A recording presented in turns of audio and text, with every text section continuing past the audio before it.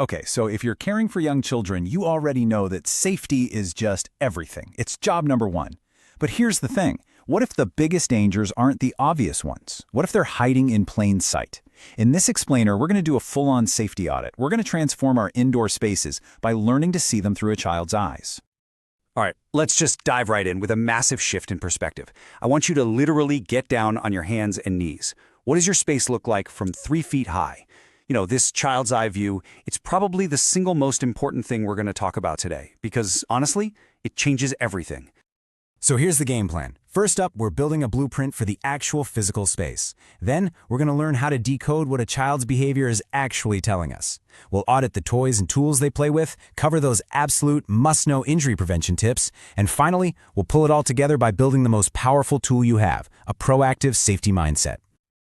Okay, let's get started with that foundation, the blueprint for a safe space. It's wild, but the way a room is just laid out, it can literally prevent problems before they even start, or, it can create them. I love this idea of thinking of a well-designed room as a silent supervisor. Does it have clear paths that discourage running? Are you using furniture and rugs to really define those activity zones? And here's a big one. Can you see every single corner of the room from wherever you're standing? Are the loud, messy play areas far away from the quiet reading nooks?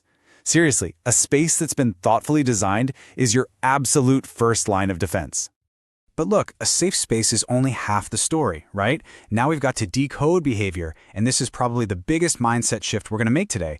Unsafe behavior isn't bad behavior. It's a form of communication. It's a kid trying to tell you something.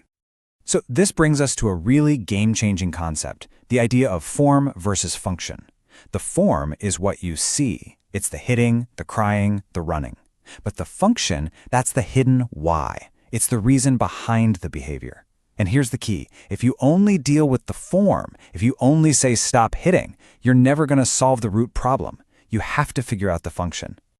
Yeah, take biting. Classic example, right? The biting itself, that's the form. But what's the function? What's the why? Well, it could mean, hey, my teeth hurt, or I really want that toy, or even, I am just so frustrated and overwhelmed right now. See? Each one of those whys needs a totally different response from you. That's why just saying stop biting almost never works in the long run. Okay, let's make this real with Siria's story. So the form of her behavior is pretty clear. She's constantly running out of the room. Now, the old school approach might just label that as defiance, right? But her teacher was smarter. She looked for the function and realized, wait a minute, Saray isn't being bad. She's an active, kinesthetic learner who just has a deep need to move. So the solution wasn't punishment. It was giving her a positive outlet for that energy. The teacher set up an obstacle course, made Saray the leader, and boom, the need for movement was met. And the result? It's amazing. Saray is kept safe, she's engaged, and that incredible energy is being celebrated instead of squashed. It's a total win-win.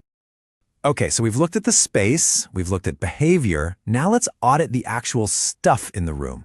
Because every toy, every art supply, every piece of technology, it all needs to pass a safety check. So the official guidelines point out some hazards that are actually pretty easy to miss. Like, we all know about small parts and choking, for sure. But what about the sharp edge on a toy that just broke? Or a long cord on a pull toy that could be a strangulation risk for an infant? Even a toy that's way too loud, that can actually cause permanent hearing damage. Now for art supplies, I've got your single best short count.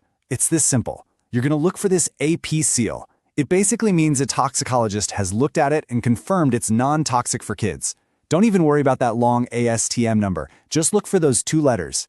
A, P. Seriously, it's peace of mind right there on the label.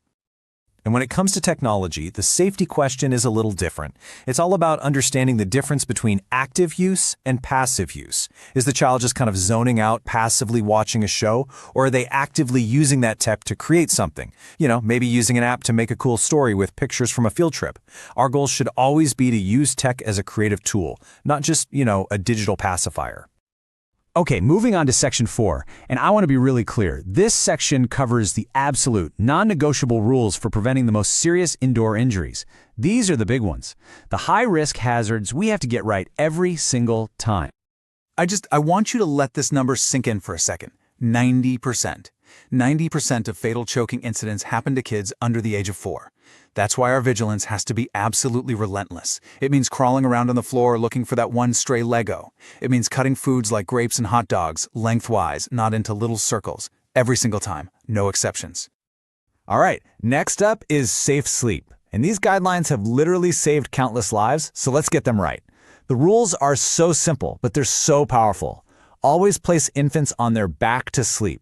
The sleep surface has to be firm, just a crib with a tight-fitting sheet. Nothing else should be in there. No soft objects, no toys, no loose bedding. Keep the room cool, not too hot, and of course the environment must always be smoke-free. Just remember this simple phrase for the crib: bare is best. Okay, for poison prevention, if you take away only one thing from this entire explainer, let it be this. I want you to take out your phone right now and program this number in: 1-800-222-1222. That's the National Poison Control Hotline.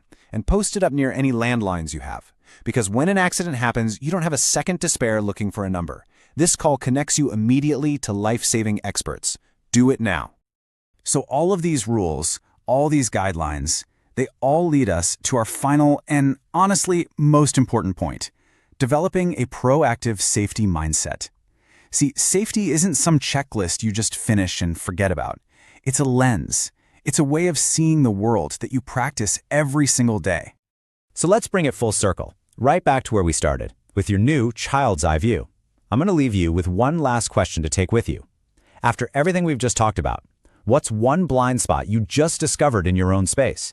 Because finding that blind spot and then taking action to fix it, well, that's exactly where this practice begins.